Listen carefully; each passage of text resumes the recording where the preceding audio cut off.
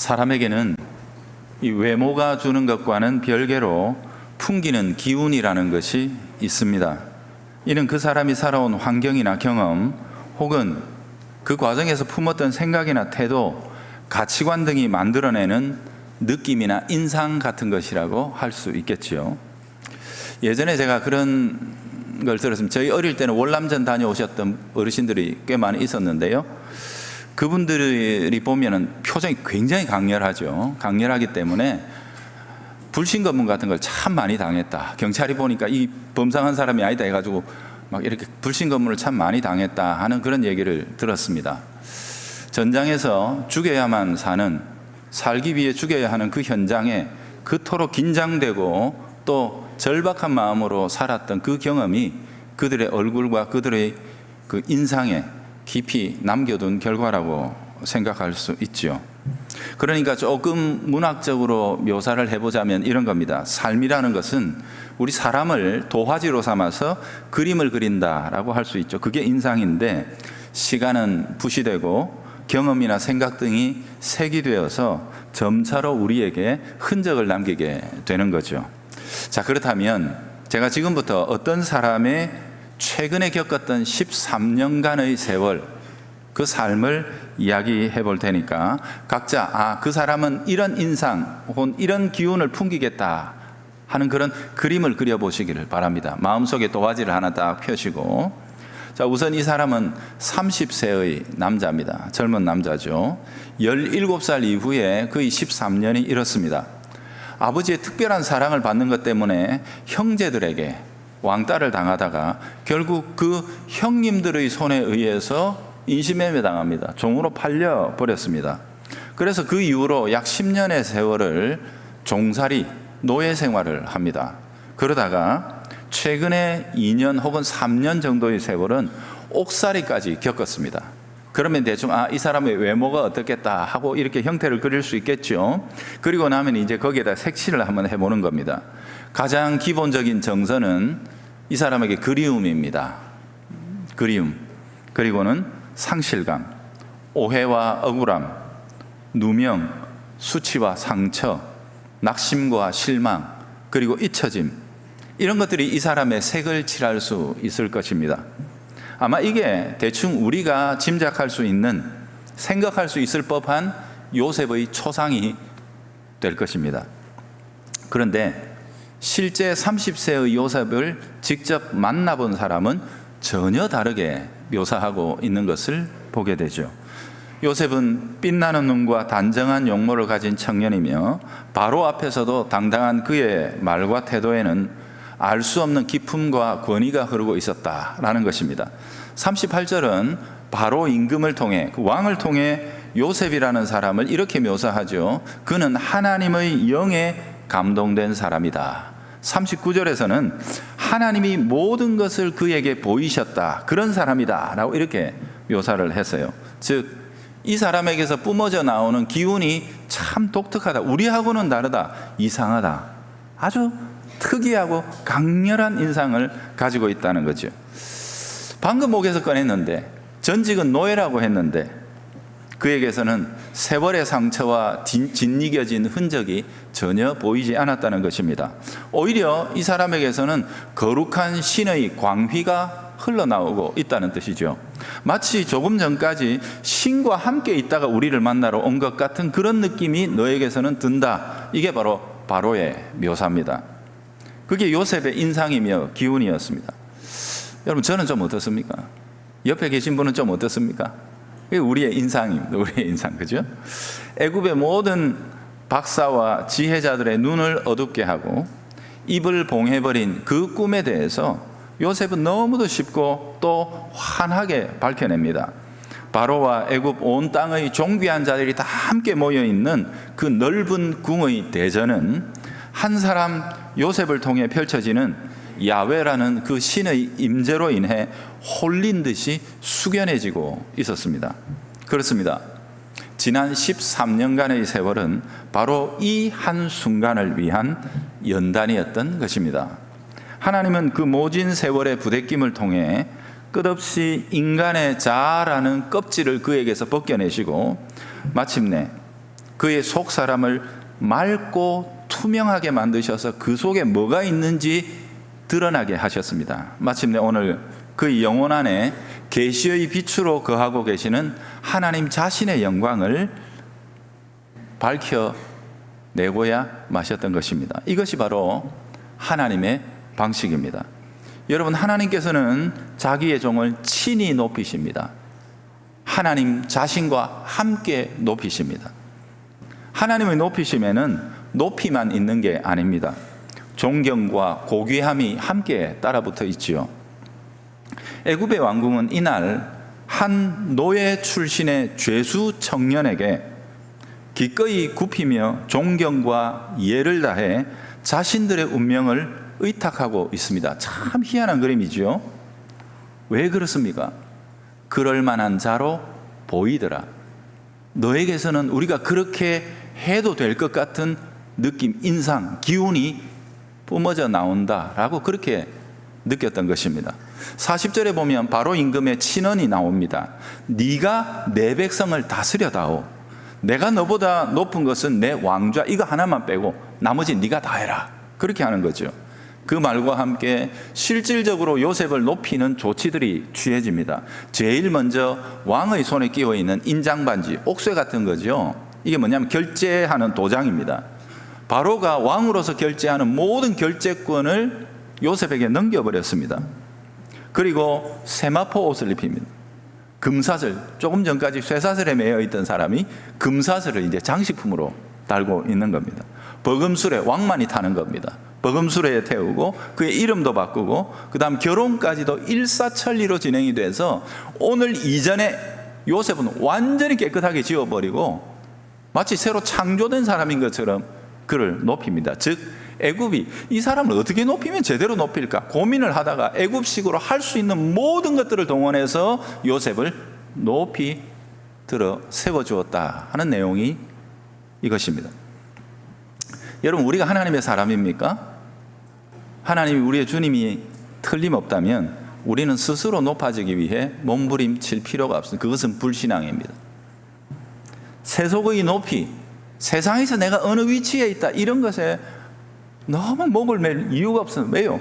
한순간이면 죄수에서 총리로, 이게 하나님의 능력이에요. 그러니 내가 아둥바둥 기어올라서 사람을 짓밟고라도 올라가야 되겠다는 생각이 얼마나 어리석고 바보 같은 생각입니까? 우리 지난주에 함께 보았습니다. 하나님의 능하신 손 아래서 겸손하면 때가 되어 하나님이 높여주신다는 거죠. 하나님께서 높여주시는 높음이란 진실과 성실 그리고 거룩의 결과여야지 그 자체가 목적이다. 높이 가는 것 자체가 목적이고 목표가 되어서 사람을 밟고서라도 올라가야 되겠다라고 생각하는 것은 참으로 세속적인 것이다. 이게 여기에 나타나는 거죠. 하나님이 높이실 때까지 기다리는 것입니다. 그게 믿음입니다. 어떤 자를 높이시는가? 지난주에 겸손한 자를 높이신다고 보았고요. 오늘은 보면 네가 자기 일에 능숙한 사람을 보았느냐? 성경은 또 이렇게 얘기하죠. 자기의 일, 지금 내가 하고 있는 이 일에 대하여 인격적으로나 혹은 기능적으로나 확실하게 준비되어 어떤 일이든 맡기면 다 감당해낼 수 있는 인격과 능력을 구비한 사람, 자기 일에 능숙한 사람을 보았느냐? 이런 사람이 왕 앞에 서는 것이다. 결코 천한 자 앞에 그냥 두지 않는 법이다. 성경은 그렇게 우리들에게 말씀하고 있습니다. 자, 여러분, 그런데요, 이 요셉의 지금 높임받는 장면 속에 우리는 좀 특이한 부분을 생각할 수 있습니다. 바로와 대신들이 바보가 아니잖아요. 이 사람들도 한낱 제국을 주무르는 사람들입니다. 그런데 이런 사람들에게 요셉은 지금 자기들이 높여주고 있는 이 명예와 권세가 합당하다고 여기게 했던 이유가 뭡니까? 꿈을 잘 풀어줘서 꿈을 기가 막히게 풀어주니까 네 높이 올라가라 그런 겁니까? 결코 그럴 수 없습니다. 속 시원하게 풀이해줬으면, 문제 해결을 했으면 상 하나 크게 쥐어주고 그 다음에 옥에 있냐 자유를 주고, 그죠? 다시 불러내어서 자유롭게 살게 해주는 이 정도의 보상이면 충분하다고, 사실 그렇고요, 충분한 것이라고 생각할 수 있습니다. 그런데 왜 이 사람들은 그것만 가지고는 안 되고 굳이 네가 좀 맡아야 되겠다. 너 총리, 그 나머지 사람들 위에 보면 바로 밑에니까 나머지 사람들 전부 위에 있어요. 노예 출신의 이 청년을 자기들 위에 둔다고 하는데 그게 당연하다고, 네가 좀 해줘야 되겠다고 굳이 붙들어서 이렇게까지 하는 이유가 뭐냐 하는 겁니다. 이게 범상치 않은 이유가 있는 거죠. 오늘 두 가지로 간단하게 제가 정리해 보려고 합니다. 첫 번째, 요셉에게 있어서는 대안이 있었기 때문에 그렇다. 대안을 주는 자였기 때문에 그렇다는 것입니다. 그동안 제가 요셉이라는 사람이 어떤 일을 대할 때 발휘했던 특성이라는 게 너무 중요하다라고 강조를 했었죠. 그게 오늘 드디어 빛을 보는 것입니다. 여러분 보세요. 요셉이 해석해 준 그 꿈의 해석은 애굽에 알을 가져다 줍니다. 이제 알았다 하는 것입니다. 그들의 현재 상황이 어떻고 앞으로 어떤 일이 올 것인지에 대해서 애굽은 환하게 알게 됐습니다. 단순한 미래가 아니었죠. 하나님께서 행하실 생사의 갈림길이 그들 앞에 놓여 있고, 즉 무슨 일이 앞으로 일어나게 될 것인지에 대한 아주 정확한 정보가 요셉을 통해 애굽에 전달이 된 것입니다. 사실 요셉에게 요구된 것은 여기까지입니다. 꿈 해석해 달라는 거 아닙니까? 모르겠다는 거죠. 알려주면 그만입니다. 그런데 요셉은 역시 요셉입니다. 어떻게 합니까? 거기서 한 걸음 더 나가는 사람입니다. 내가 요구받은 것보다, 내게 주어진 과제보다 항상 한 걸음 더 넘어 생각하고 헌신하는 사람이라고 했지 않습니까? 이게 요셉의 거의 습관적이에요. 이게 몸에 딱 배어 있는 거예요. 17살 이후로. 그래서 요셉은 애굽이 살 길까지 제시해 줍니다. 32절에서 36절까지의 내용은요, 꿈을 해석해 준 게 아닙니다. 꿈은 이미 해석이 다 끝났고요, 그 해석을 기초로 해서 정책적인 대안을 제시해 준 겁니다. 앞으로 7년 동안 다가오는 풍년은 그냥 풍년이 아닙니다. 그저 대박난 잘된 일이 아닙니다. 장차 다가올 흉년이 있으니 거기에 대비하도록 하나님께서 선제적으로 주신 은혜라는 사실을 밝히면서 이거 잘 관리해서 극복해낼 수 있도록 하십시오 라고 들려준 겁니다. 32절, 하나님의 뜻은 정해졌다. 왕이 두 번이나 겹쳐 꾸신 것은 안 바꾸신다는 뜻이죠. 고정됐다는 뜻입니다. 그리고 이 일은 임박하게 지금 다가와 있다. 그러므로 애굽은 지금까지 나일강이 자기들의 번영의 기초인 줄 알았습니다. 그래서 거기 보면 강가가 나오고 소가 나오고 이삭이 나오고 그랬죠, 그죠? 그러니까 이 나일강가가 자신들의 풍요의 근원인 것처럼 기대어 그렇게 품고 있는 헛된 전제를 버리라는 것입니다. 이제 요셉의 하나님이 주시는 살길, 생로를 쫓아 순종하여 나가는 것밖에 없다. 이게 요셉이 들려준 겁니다. 뭐 어려운 조치도 아닙니다. 풍년 때에 그 소출의 5분의 1, 그러니까 20%죠. 20%를 거두어 들여서 잘 저장해 놓기만 하면 된다. 그렇게 어려운 문제가 아니었습니다. 어떤 분들은 요셉이 여기 5분의 1을 제한한 것에 대해서 이것도 하나님이 꿈으로 가르쳐 주신 그런 것이다라고 하는데 저는 그렇게 보지 않습니다. 왜냐하면 그때 당시에 기록들을 다 이렇게 조사해 보면 세금이 거의 20%입니다. 보편적으로 20%입니다. 그러니까 이거는 지극히 자연스러운 그 시대의 상식이었던 것입니다. 세금 20%네요. 그러니까 지금 원래 하고 있는 그 일만 성실하게 잘 지켜나가면 됩니다. 이게 요셉의 답이었거든요. 이는 하나님께서 꿈을 통해 보여주시고 요셉을 통해 드러내 주신 하나님의 그 뜻을 애굽이라는 현실 세계에다가 대입해서 숙고해낸 요셉의 제안이었습니다. 그것만 하면 애굽은 삽니다. 이제 이렇게 들려준 거죠.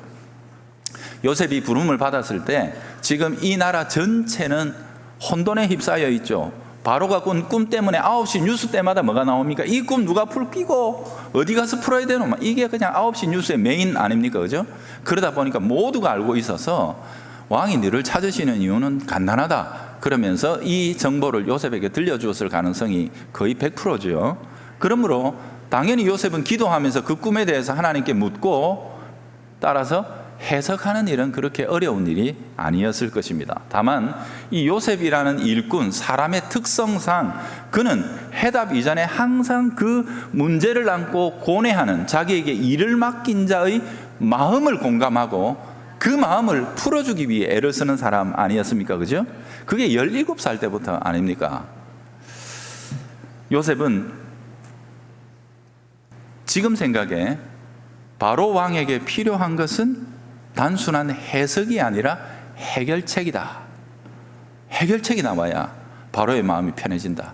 알기만 해서는 안 된다. 이 문제를 풀 대안까지 제시해 줘야 한다. 그렇게 생각했던 겁니다. 이게 요셉이 17살 때부터 아닙니까? 아버지 심부름 갔는데 형님들 잘 있나 보고 와라. 도시락 들고 와가. 형님들 없던데요. 그거 갔는데 모르겠어요. 그러면서 집에 앉아가지고 지가 도시락 까먹을 수도 있죠. 대부분이 그럴 수 있는데 왜? 갔다 왔으니까 시킨 대로. 요셉은 거기에 가서 생각합니다. 내가 형님들의 소식을 가지고 돌아가지 못하면 나를 보낸 아버지의 근심과 그 마음이 어떠시겠는가. 그래서 요셉이 열사병으로 거의 죽기 직전까지, 혼절하기 직전까지 형님들 찾아다니고 있는 것을 볼 수 있습니다. 요셉은 17살 때부터 그런 일꾼이었던 것입니다. 하나님이 이것을 귀하게 여기시고 그것을 그의 성품 속에서 아주 아름답게 확장시키고 기르셔서 17살 때는 아버지에게 좋은 일꾼이었는데 나중에는 왕의 마음을 읽어 제국을 살리는 일꾼으로 그의 이 품성을 쓰시는 것입니다. 이게 우리들에게 있어서도 가장 중요한 과제죠. 그래서 제가 항상 주일학교 그리고 어린 자녀들을 위한 교육의 1번 과제는 사람됨입니다. 사람됨. 그러니까 거기에 어린 아이들에게 아직 사람됨의 기초를 안기도 전에 거기다가 영어 집어넣고 수학 집어넣고 천자문 집어넣고 컴퓨터 집어넣고 의미가 없습니다. 사람을 세워야 됩니다. 사람을. 좋은 성품과 하나님의 계시의 말씀이 그 영혼 속에 거할 수 있도록 세워주는 것이 중요하다는 거죠.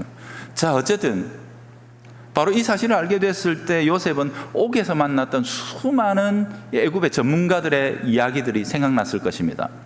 그래서 애굽이란 나라는 어떻게 돌아가고 어느 정도 규모가 되는구나 이걸 계산하고 있었기 때문에 그의 머릿속에서 이 모든 정보들이 시줄과 날줄이 되어 이렇게 그 조직을 짜죠, 그죠? 우리 이 면을 짜지 않습니까, 그죠? 그것처럼 하나씩 얼기를 맞추어 나가며 그림을 그려내고 있었겠죠. 그래서 바로를 만나기 전에 수염을 깎고, 왜냐하면 애굽 사람들은 수염 기르는 걸 혐오했거든요. 수염을 깎고 옷을 갈아입히고 바로를 만날 때는 요 자세로 요렇게 해야 됩니다. 뭐 대답할 때는 눈을 들어가지고 쳐다보면 안 됩니다. 뭐 이런 것들을 막 가르쳐 줬을 거 아닙니까? 그 사이사이에 짬을 이용해서 마침내 완성해낸 것이 바로 이 대안이었습니다. 37절에 보면 바로와 모든 신하가 이 일, 곧 요셉이 제안했던 정책이죠. 이것을 좋게 여긴지라 이렇게 나옵니다. 사실 그 사람들이 요셉에게 감탄했던 것은 해석이 정말로 제대로 됐다 이것뿐만이 아니지요. 대안까지 들고 나온 요셉의 착함 때문이기도 했고 그가 제시한 대안의 적절함과 현실성 때문이기도 했습니다. 여러분, 우리 사회에서는 문제를 지적하고 비판하는 사람이 똑똑한 사람이라고 평가를 받습니다. 그래서 맨날 문제만 끄집어 올리고 그걸 지적하고 독한 말로 비판하면 저 사람 똑똑하다 그러는데 아무 의미가 없습니다. 진짜 필요하고 똑똑한 사람은 그 문제를 안고 홀로 고통스러운 수고와 고뇌를 기쁘게 감당하며 마침내 모두가 누릴 수 있는 대안을 제시해낼 수 있는 사람, 그 사람이 진정 유용한 일꾼이고 꼭 필요한 사람인 겁니다. 그리고 이 일을 요셉은 항상 사심없이 그렇게 했습니다. 자발적으로 마음속에서 요구받지도 않았는데 그렇게 한 걸음 더 나가서 깊이 자기를 헌신하며 몰입하며 그렇게 했던 것입니다. 이게 바로 애굽 사람들이 요셉에게서 느꼈던 인상이며 기운이고 그래서 네가 맡아야 되겠다, 네가 대안을 가지고 있다 이렇게 말했던 첫 번째 이유입니다. 두 번째 이유는 뭐냐면 흔들리지 않는 인격의 힘이 요셉에게 있었기 때문입니다. 여러분, 이상하지 않아요? 해몽이 나왔습니다. 그 몰랐던 것 꿈 풀었습니다. 그리고 그 꿈을 따라서 이렇게 하면 됩니다. 해석도 나왔습니다. 근데 그 답도 나왔습니다. 해결책 어렵지 않습니다. 누구라도 할 수 있고 지금도 하고 있는 그 일인데 그걸 잘해라. 그러면 다 된 거 아닙니까? 그래, 알았다. 너는 저 가라. 이제 우리가 알아서 할게. 이러면 되는데 안 된다. 그래도 네가 해야 되겠다라고 그 요셉을 끝까지 끌어들인단 말이에요. 왜 그랬나? 대안이 어려워서 아니라고 했죠. 누구나 할 수 있는 일입니다. 근데 문제는 다른 데 있습니다. 제한 자체의 문제가 아니라 사람의 문제입니다. 요셉의 제안을 수행해내려면 흔들리지 않는 인격이 필요했다는 겁니다. 여러분 보세요. 7년의 풍년이 오고 그 뒤에 7년의 흉년이 온다고 했습니다. 풍년이 오고 7년을 준비해서 7년을 이겨낼 수 있습니다. 너무 간단하고 너무 평범한 해결책 아닙니까? 그런데요, 그들은 알았던 겁니다. 7년의 풍년이라는 게 얼마나 엄청난 미혹이 될 수 있는지 그들은 알았습니다. 왜? 권력을 누려봤으니까, 부를 누려봤으니까. 이 부라는 것, 권력이라는 것, 힘이라는 것, 풍요라는 것, 이게 무려 7년, 그러니까 이게 완전수 아닙니까? 거의 완전한 형태로 내게 권력과 부와 명예와 이런 것들이 주어지면 우리는 그것을 이겨낼 수 없다고 그들은 알고 있었던 것입니다. 당장에 누리고 즐기고 움켜쥐도록 만드는 풍요의 힘은 인간의 영혼을 사로잡아 버리는 마력을 가지고 있습니다. 그래서 거기에 길들여져 버리면 우리는 벗어날 수 없습니다. 비단 일상적인 예를 들면 이런 게 있습니다. 의사 선생님 만났더니 소금을 너무 많이 드십니다. 줄이셔야 됩니다. 굉장히 위험합니다. 라고 했는데 그게 쉽게 고쳐집니까? 잘 안 고쳐집니다. 왜죠? 그 맛에 이미 길들여져 버렸기 때문에 그 정도 안 되면 맛이 없는 거예요. 그죠? 그러니 이러면 안 되는 줄 알면서 계속 그렇게 가게 되는 겁니다. 담배 끊으세요. 죽습니다. 이런 무시무시한 얘기를 듣고서 나와가지고는 스트레스 받았다고 병원 앞에서, 그죠? 담배를 피잖아요. 왜? 그것 말고는 스트레스를 푸는 길을 모르는 거야. 스트레스 받고 억눌리고 하면 그것 외에는 다시 해소할 길을 몰라서, 그리고 그 니코틴에 깊이 인이 박혀가지고 벗어나지를 못하는, 이거 안 좋다는 거 알면서도 벗어나지를 못하는, 그게 우리입니다. 똑같습니다. 7년의 연속적인 풍년, 완전한 풍년, 알면 잘 대비할 수 있을 것 같지만 우리는 그렇지 않습니다. 인간의 심지로는 이 정도의 풍요가 주는 쾌락을 이겨낼 수 없습니다. 왜요? 거기에 길들여져 버리기 때문에 그렇습니다. 그렇다면 7번의 거듭되는 풍요 속에서도 영혼의 군살이 들지 않고 스스로 깨어 각성하며 뒤에 올 흉년까지도 직시하면서 대비할 수 있는 사람이 누군가? 세상이 아닌 다른 것에 길들여진 자여야 한다는 것입니다. 바로 그 일을 행하실 신의 영, 너에게 그 일을 보여주시고 그 일을 친히 행하실 그 신의 영이 사로잡고 있는 자, 그 영에 길들여진 자, 너만이 이 일을 행할 수 있다. 이게 바로 애굽의 판단이었던 겁니다. 그러니까 그날 그 왕의 대전 속에는 요셉만 성령에 사로잡힌 게 아니라 그 나머지 모든 사람들도 성령의 이끌리심 속에 있는 거예요. 아, 우리는 안 되는구나. 이걸 깨닫는 것도 은혜인 거죠. 그래서 요셉이 지목되고 만 것입니다. 오늘은 여기서 제가 매듭을 지으려고 합니다. 여러분, 바로가 요셉을 처음 만났을 때 요셉에게 이렇게 얘기합니다. 너는 하나님의 영에 감동된 사람이로구나. 이게 무슨 말이었죠? 첫 번째, 너는 계시를 밝히는 자다 하는 뜻입니다. 말씀을 푸는 자다 하는 뜻이죠. 두 번째는 그 말씀의 뜻을 따라 살 길을 보여주는 자다 하는 것입니다. 세 번째, 네가 그 말씀에 매여 있기 때문에 세상에 취하지 않고 그 말씀의 성취를 함께 이루어낼 수 있는 자다. 이게 바로 하나님의 영에 감동된 사람이라 하는 이 바로 이 묘사 속에 담겨 있는 세 가지의 뜻이 되겠습니다. 여러분, 하나님은, 아니 세상도 그런 자들을 찾고 있습니다. 힘을 줘도 그 힘에 취하지 않고 부를 주면 그것으로 모든 사람을 배불리는 자, 권세를 주면 겸손히 섬겨 봉사할 수 있는 사람, 겸손하게 하신 그리스도의 영에 사로잡혀 있는 사람, 그런 사람을 세상도 찾고 하나님도 찾고 계십니다. 여러분, 오늘날 우리 사회의 이 어두움과 혼란은 어쩌면 우리가 하나님의 영에 사로잡힌 이 강렬한 인상을 세상을 향해 보여주지 못한 것 아닙니까? 어쩌면 우리는 오늘 우리도 힘 있어, 까불지 마, 우리도 뭐가 있어, 이런 식으로 세상에 싸우고 보여주려고 하는 것은 아닙니까? 교회가 보여줘야 할 것은 그런 게 아닙니다. 교회는 세상이 없는 것, 너는 우리와 다르구나. 교회에서 풍기는 그 기운은, 그 인상은 우리와 다르구나. 우리에게는 없는 길을 너는 열어갈 수 있겠구나 하는 이 소망을 교회는 세상을 향해 보여주어야 하는 것입니다. 오늘 우리가 그런 사람들로 이 세상 가운데 파송받을 수 있기를 바랍니다. 오늘도 우리에게 주신 말씀 가지고 이 한 주간도 그렇게 잘 사시기를 바라고요. 하나님께서는 말씀을 통해 이렇게 우리에게 들려주십니다. 여호와의 눈은 온 땅을 두루 감찰하사 전심으로 자기에게 향하는 자를 위하여 능력을 베푸시나니. 우리가 이 마음, 이 중심 가지고 다가오는 한 주간도 오늘 받은 은혜를 가지고 세상 가운데 완전하게 탈진하고 방진할 때까지 세상을 섬기고 봉사하다가 다음 주에 파리한 얼굴로 오십시오. 생기 넘치는 얼굴로 오시면 안 됩니다.